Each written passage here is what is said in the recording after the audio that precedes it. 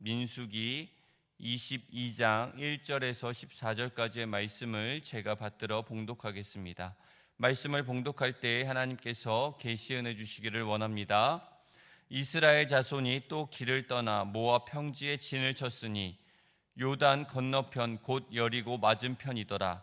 십볼의 아들 발락이 이스라엘이 아모리인에게 행한 모든 일을 보았으므로 모압이 심히 두려워하였으니 이스라엘 백성이 많음으로 말미암아 모압이 이스라엘 자손 때문에 번민하더라. 미디안 장로들에게 이르되 이제 이 무리가 소가 밭에 풀을 뜯어 먹음같이 우리 사방에 있는 것을 다 뜯어 먹으리로다 하니 그때 십볼의 아들 발락이 모압 왕이었더라. 그가 사신을 부올의 아들 발람의 고향인 강가 부돌에 보내어 발람을 부르게 하여 이르되 보라, 한 민족이 애굽에서 나왔는데 그들이 지면에 덮여서 우리 맞은편에 거주하였고 우리보다 강하니 청하건대 와서 나를 위하여 이 백성을 저주하라. 내가 혹 그들을 쳐서 이겨 이 땅에서 몰아내리라. 그대가 복을 비는 자는 복을 받고 저주하는 자는 저주를 받을 줄로 내가 알미니라. 모압 장로들과 미디안 장로들이 손에 복채를 가지고 떠나 발람에게 이르러 발락의 말을 그에게 전하매 발람이 그들에게 이르되 이 밤에 여기서 유숙하라. 여호와께서 내게 이르시는 대로 너희에게 대답하리라. 모압 귀족들이 발람에게서 유숙하니라. 하나님이 발람에게 임하여 말씀하시되 너와 함께 있는 이 사람들이 누구냐? 발람이 하나님께 아뢰되 모압 왕 십볼의 아들 발락이 내게 보낸 자들이니이다. 이르기를 보라, 애굽에서 나온 민족이 지면에 덮였으니 이제 와서 나를 위하여 그들을 저주하라. 내가 혹 그들을 쳐서 몰아낼 수 있으리라 하나이다. 하나님이 발람에게 이르시되 너는 그들과 함께 가지도 말고 그 백성을 저주하지도 말라. 그들은 복을 받은 자들이니라. 발람이 아침에 일어나서 발락의 귀족들에게 이르되 너희는 너희의 땅으로 돌아가라. 여호와께서 내가 너희와 함께 가기를 허락하지 아니하시느니라. 모압 귀족들이 일어나 발락에게로 가서 전하되 발람이 우리와 함께 오기를 거절하더이다. 이 말씀은 살아계신 하나님의 말씀입니다. 하나님께 감사드립니다. 아멘. 오늘 본문은 모압 왕 발락의 이스라엘 저주 시도 사건으로 소위 거짓 선지자 발람 사건을 기록하고 있습니다. 모압 왕 발락이 이스라엘을 저주하기 위해 거짓 선지자 발람을 2차에 걸쳐서 초청하는 장면 중에 오늘 본문은 1차 초청에 해당하는 부분입니다. 이러한 본문을 이해하기 위해서 본문의 시 공간적 배경을 이해해야 할 필요가 있습니다. 가데스 바네아 사건으로 출애굽 1세대가 다 죽어가고 출애굽 2세대를 중심으로 요단 동편의 아모리 족속들을 정복하였어요. 그리고 요단 서편을 점령하기 위해서 요단강을 건너기 가장 좋은 장소인 모압 평지에 진을 쳤습니다. 그런데 모압 왕 발락은 이러한 이스라엘을 본문을 통해 두려워하고 있는 것을 알 수 있습니다.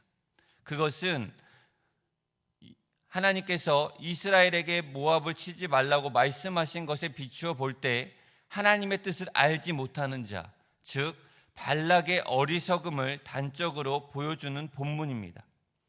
오늘 말씀을 통해서 하나님께서 우리에게 주시는 메시지는 무엇일까요? 그리스도인은 세상 사람들이 감당하지 못하는 자들이 되어야 됩니다.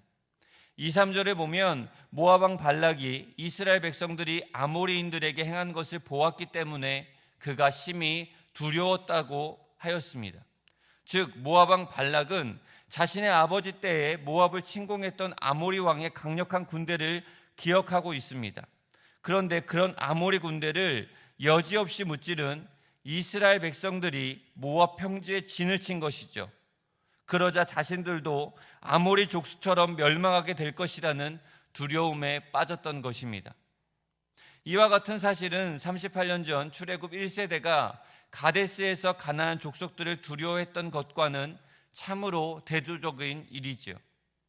사실 출애굽 1세대와 2세대의 차이는 객관적인 전력 면에서 그다지 큰 차이가 없었습니다.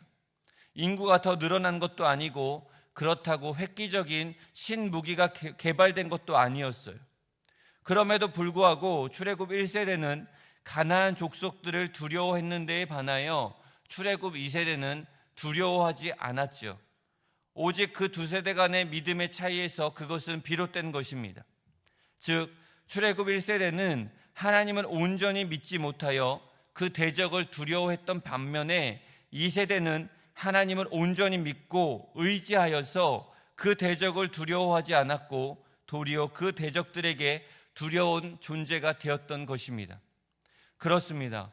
하나님의 백성이 하나님을 믿지 못할 때 세상 사람들을 두려워하게 되었고 그들에게 조롱거리가 될 수밖에 없습니다. 그러나 그들이 하나님을 온전히 믿고 의지하고 신뢰하면 세상을 두려워하지 않게 되면 물론 오히려 세상 사람들의 두려운 존재가 되는 것이죠.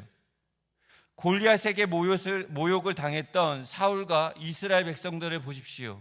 그들은 그들의 보호자 되시는 하나님을 온전히 믿지 못하였기 때문에 그 하나님을 힘입어 골리앗을 비롯한 블레셋 사람들을 대적하지 못하였습니다.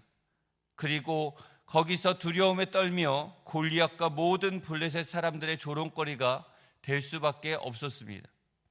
반면에 다윗은 어떠하였습니까? 그는 철저하게 하나님을 믿고 의지하였습니다. 그렇기 때문에 골리앗을 두려워하지 않았어요. 그는 오히려 하나님의 이름으로 당당하게 골리앗을 대적했습니다. 그리고 승리를 거둠으로써 모든 블레셋 사람들에게 두려움의 대상이 되었습니다. 이처럼 세상을 두려워하지 않고 하나님을 온전히 의지하는 자만이 세상 사람들이 감당하지 못하는 존재가 될 수 있는 것이죠. 그런데 오늘날 많은 성도들이 마치 골리앗 앞에 서 있는 사울과 이스라엘 백성들처럼 하나님을 온전히 믿지 못함으로 세상 사람들을 두려워하고 있습니다. 그래서 하나님의 백성으로서 당당히 주장해야 할 정의를 주장하지 못하고 세상과 함께 불의를 행하는 그러한 그리스도인들이 너무나도 많이 있습니다. 심지어는 자신이 하나님을 믿는 성도라는 사실조차 밝히지 못하는 사람들도 있습니다. 이런 성도들은 결코 세상 사람들에게 두려워할 만한 자로도 또한 신뢰할 만한 자로도 여기지 않을 뿐만 아니라 하나님께서도 그의 백성으로 인정받지 못하게 될 것입니다. 그러므로 성도 여러분, 우리는 결코 세상을 두려워하지 말고 오직 하나님을 믿고 의지하여 그의 권능을 나타내는 그러한 그리스도인들이 되어야 합니다. 그런 그리스도인이 되기 위해 우리는 어떻게 해야 할까요? 세상과 타협해서는 안 됩니다. 내 유익을 위해 거짓을 행해서는 안 됩니다. 세상 사람들과 구별되어야 합니다. 돈과 명예와 권력에 눈이 멀어서는 안 됩니다. 강한 자에게 약하고 약한 자에게 강해서도 안 됩니다. 그 외에도 하나님이 원하는 것을 우리는 행하는 자들이 되어야 합니다. 하나님께서 기뻐하지 않는 것은 하지 말아야 합니다. 그렇게 할 때에 하나님께서는 우리를 위하여 일하시고 우리를 들어 세우실 것입니다. 비로소 세상 사람들이 감당하지 못하는 하나님의 사람이 될 것입니다. 하나님을 온전히 믿고 그의 권능을 나타내므로 세상 사람들이 감당하지 못하는 우리 모두가 되기를 간절히 소망합니다. 그리스도인에게 주신 하나님의 능력은 오직 의롭고 선한 곳에 사용되어야 합니다. 6절을 보면 모압 왕 발락은 메소포타미아의 복술과 발람에게 자신을 위하여 이스라엘을 저주하여 달라고 청하지요. 즉 모압의 안전을 위하여 하나님 앞에 아무런 잘못도 없는 이스라엘 백성들을 저주해 달라는 말입니다. 복술사들이 의지하는 사단의 능력은 사악한 것이죠. 그 능력은 축복보다는 저주에, 영광보다는 멸망에 사용되는 권세입니다. 타인의 저주와 멸망을 통하여 자신의 안녕과 번영을 누리는 파렴치한 자들이 빌어쓰는 사악한 능력인 것입니다. 발락은 발람이 이런 능력을 행하는 자임을 알았기 때문에 그에게 이처럼 불의한 저주를 부탁하였습니다. 그리스도인들이 의지하는 하나님의 능력은 이와 같은 사악한 사단의 능력과는 다릅니다. 그 능력은 정의를 실현하며 사랑과 인자를 행하기 위하여 사용되는 능력인 것입니다. 왜냐하면 그 능력을 주시는 하나님께서 거룩하시고 정의로우시고 사랑과 은혜가 풍성하신 분이시기 때문입니다. 생각해 보십시오. 어떻게 거룩하시고 공의로우신 하나님께서 당신의 능력을 불의하고 죄악된 일에 사용하도록 허용하시겠습니까? 또 사랑과 인자가 많으신 하나님께서 어떻게 당신의 능력을 자신의 욕망을 채우기에만 급급하여 다른 사람들을 돌아보지 못하는 이기적인 사람들에게 허락하실 수 있겠습니까? 이것은 결코 있을 수 있는 일이 아니지요. 사도 바울은 하나님께서 당신의 능력을 각 사람에게 나누어 주신 이유에 대하여 말하기를 이렇게 설명합니다. 이는 성도를 온전케 하며 봉사의 일을 하게 하며 그리스도의 몸을 세우려 하심이라, 이렇게 말하였어요. 그러므로 성도 여러분, 우리는 결코 하나님께서 우리에게 주신 능력을 불의하고 사악한 일에 사용해서는 안 될 것입니다. 만일 우리가 하나님이 주신 능력으로 불의하고 사악한 일을 일삼는다면 그것은 많은 사람들로 하여금 하나님을 불의하고 사악한 분으로 오해하게 만드는 것입니다. 즉 하나님을 욕보이게 되는 것이지요. 그렇게 되면 하나님의 징벌을 피할 수 없는 범죄를 저지르고 있는 것입니다. 우리는 오직 하나님께서 주신 능력을 성도를 도우며 봉사하고 교회를 세우는 의롭고 선한 일에만 사용해야 될 것입니다. 그럴 때 하나님께서 우리에게 더욱 큰 능력을 주셔서 우리로 하여금 당신을 영화롭게 하는 일에 더욱 크게 사용하실 것입니다.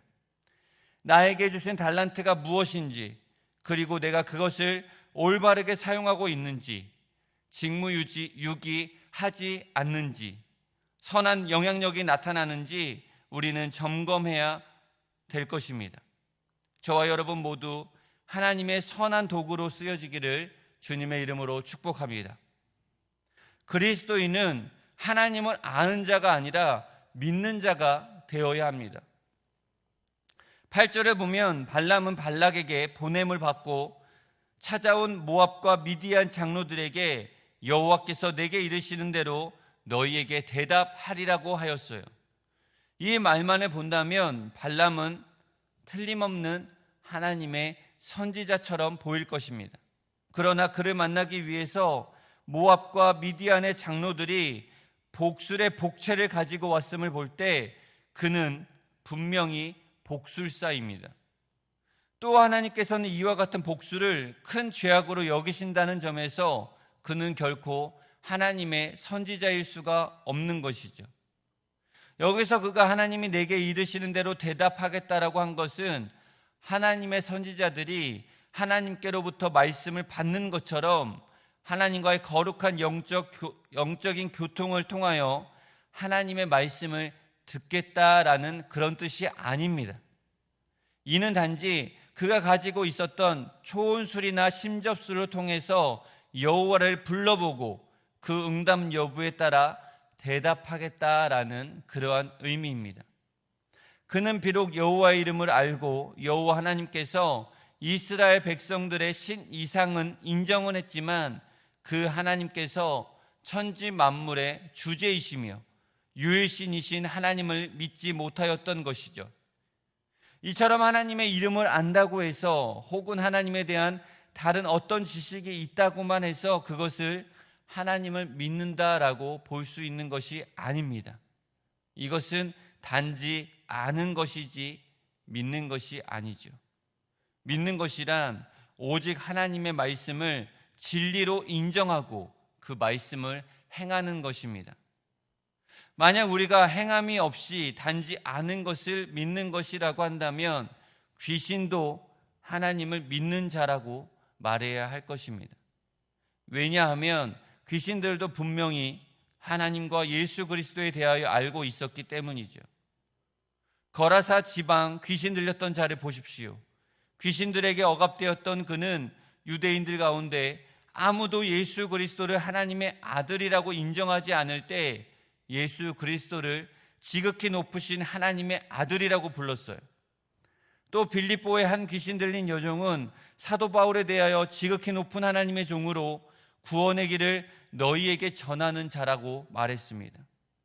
이처럼 귀신들이 하나님을 안다고 해서 그들이 하나님을 믿는 것이라 말할 수 있겠습니까? 결코 그럴 수 없지요. 이와 마찬가지로 우리는 알기만 하고 행하지 않는 믿음을 믿음이라고 부르지 않습니다. 그래서 야고보는 영혼이 없는 몸이 죽은 것 같이 행함이 없는 믿음은 죽은 것이니라 라고 하였어요. 그렇다면 성도 여러분, 지금 우리는 하나님을 믿는 자입니까? 아는 자입니까? 혹 우리는 하나님을 알기는 아는데 믿고 행하지 못하는 것은 아닌지 돌아보아야 합니다. 만약 우리가 이처럼 단순히 하나님만을 아는 자라면 우리는 아무리 오랫동안 교회를 다니고 하나님에 대한 많은 지식을 쌓았다고 해도 결코 구원에 이르지 못할 것입니다. 그러나 비록 우리가 교회에 출석한 지 얼마 되지 않았지만 하나님에 대한 지식은 부족할지라도 말씀 하나하나 그리고 설교를 통해 주어지는 말씀 하나하나를 진리로 인정하고 그 말씀을 따라 행하는 자라면 우리는 반드시 구원받아 천국에 이르게 될 것입니다. 그래서 먼저 된 자가 나중되고 나중된 자가 먼저 될 수도 있다라는 것이죠. 그러므로 우리는 믿는 자가 되어야 합니다. 하나님께 대한 지식을 많이 쌓아서 논쟁하기를 좋아하고 행하지는 못하는 아는 자가 되지 말고 비록 성경의 한마디를 깨달았을지라도 생명을 걸고 그 말씀을 행할 수 있는 믿는 자들이 됩시다. 그럴 때 하나님의 교회는 우리를 통하여 더욱 견고히 세워질 것이며 우리는 반드시 하나님 나라에서 영원한 의의 면류관을 차지하게 될 것입니다. 저와 여러분 모두 오늘 하루 하나님의 말씀대로 실천하며 그 뜻을 이루기 위해 노력하는 그리스도인 되기를 주님의 이름으로 축복합니다. 기도하겠습니다. 사랑의 하나님 아버지, 오늘도 생명을 주시고 호흡을 주셔서 이 새벽에 깨어있게 하시니 감사합니다. 존귀와 영광을 주님께 올려드립니다. 하나님 아버지의 자녀답게 그리스도의 제자답게 이 세상을 살아내므로 이 세상과 세상 사람들이 감당하지 못하는 거룩하고 구별된 그리스도인 되게 하옵소서. 하나님께서는 우리를 창조하신 이유가 우리를 통해 이루시고자 하는 일이 있습니다. 우리에게 사명과 직분과 소명을 주셨습니다. 그 사명과 직분 잘 감당하게 하시고 힘과 능력을 주옵소서. 무엇보다 주님이 주신 달란트로 선한 사역에 쓰임받게 하시고 주님이 원하시는 도구가 되게 하옵소서. 나를 위해 사용하기보다는 남을 위해 사용하게 하시고 불법과 타협이 아니라 공의와 정의를 위해 구별되게 사용하여 주옵소서. 하나님을 인격적으로 만나게 하시고 아는 것에 그치는 것이 아니라 온전한 믿음으로 행하게 하셔서 하나님의 영광을 나타내게 하옵소서. 환난 질고 중에 있는 성도들 지켜주시고 보호하여 주시며 인도하여 주옵소서. 무엇보다 예수 그리스도의 보혈로 육신의 질병에서 벗어나게 해주시고 주님의 위로하심으로 마음의 고통에서 자유케 하옵소서. 오늘 하루도 주님께서 불꽃 같은 눈동자로 지켜주실 줄 믿사오며 예수님의 이름으로 기도하옵나이다. 아멘.